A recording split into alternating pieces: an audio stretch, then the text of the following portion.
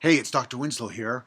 I'm in my backyard looking up at the waxing crescent moon. Do you see it up there? Check it out. It's right up there. I can't tell what I'm seeing on my laptop here, so I hope you can see it. Right up there is a beautiful waxing crescent moon. I would say it's about 3 or 4 days old after the new moon. And so, probably in about an hour, it's going to move from there and over the sky a little bit, and it's going to be glorious. You can see here in my backyard, hopefully, that I'm looking at the south side. I live up in Edmond here near 2nd Street, so I'm looking down towards the city perhaps, and then there in the southwest is the beautiful sunset. You can see why I like my backyard here, because I can see the sun when it sets during the winter time. Due west is that way, straight west is that way, and southwest is that way. So because it's the winter time, the sun is setting south of west.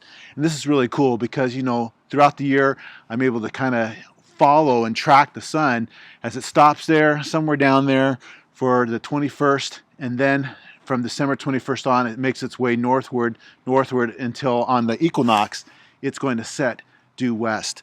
So anyway, these are the things that I see on, a seasonal basis, and I hope that you're able to see them as well. So why am I like so quiet in my backyard? I'm not sure. Okay, but anyway, it's because maybe there's a dog next door. So let me walk on over here, talk a little bit about this week. If my computer is working correctly, you should be able to see in front of you the assignment checklist from week 1 and week 2 and so forth, right? So if you look carefully at this, you've probably done your forum, you've created your zodiac band, you've taken the quiz. The whole time through there, you've been gaining these points, right? Sometimes you have to upload a picture and so forth. And then probably a lot of you are wondering, well, I'm doing all this work like with stars and constellations and equatorial coordinate system with stellarium. What do I do with that stuff? How do I hand it in? Well, continue to work on things, keep them where they're supposed to be, but I'll give you directions soon on how to turn it in to me. But you'll notice here it says turn in at test 1. All throughout here, turn in at test 1, turn in at test 1. So don't panic if there's things that suggested on your worksheet here that you're wondering, oh, I finished it, should I turn it in right away? The answer is don't worry too much about it, right? Because I'll give you the directions you need. So for now, just hold off on it. So you can see we're on week 2 already. A couple of the important things you need to think about is, of course, there'll be another very, very simple form for you. Please read the directions carefully. And then probably a really big chunk of your observation grade for the class, a lab section, will be to start on this light pollution lab. There's plenty of videos there. You got to start now so that you have plenty of time to start taking your data using a journal, and then you write a paper for it, and you got to start now. Now, because of the moon the way that it was tonight, it's going to be a little bit more difficult. The moon is a huge light polluter. When you go out and you try to see the constellations at night, when the moon is out and bright, it just kind of lights up the whole sky, so you can't see that many constellations. And so I guess if you started on this, like you're really gung-ho, and you wanted to let the moon set, probably the moon's going to set at about, I don't know, maybe 10 or 11 o'clock tonight. If you're a late nighter, you could go out at 12 or 1, and you could actually then look for the Little Dipper and do the measurements you need to take. But right now, if you went out another hour or 2 while the moon was out, it wouldn't be that great. Now, it's going to get even worse as we approach a full moon and then as we approach a 3rd quarter moon.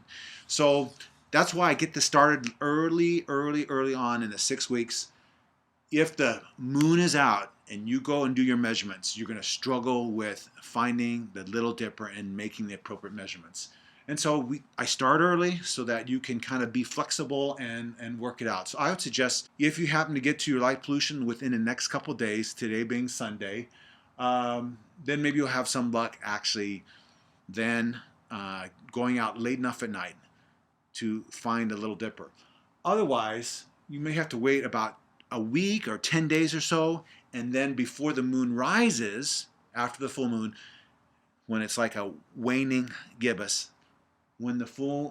before the moon rises in the early evening, you'll be able to see it. I don't know if this makes sense, but after a while, you'll probably be figuring these things out, stellarium, when is the moon going to rise, when it's going to set, so you can plan your observations. Okay. Also, you should be working on your moon log. Go out right now and take a look at the moon, and use your use your altitude and use your azimuth to figure out where the moon's at, and then draw a picture of the moon as you see it in the sky. You need to keep working on that. Your temptation will be to use stellarium to log where the moon is. Don't do that, okay? Don't do that, because usually I figure out who's been using stellarium and who actually did the hard work of going outside and making a measurement of the moon. Do not resort to using stellarium for your moon log. I give you lots of flexibility. There's 4 weeks, 2 weeks on one side, and on the back side there's another 2 weeks to do. And I'm thinking you're going to do 3, 4, 5, maybe 5 observations for each week. So you might forget some night, it might be cloudy some night. No big deal.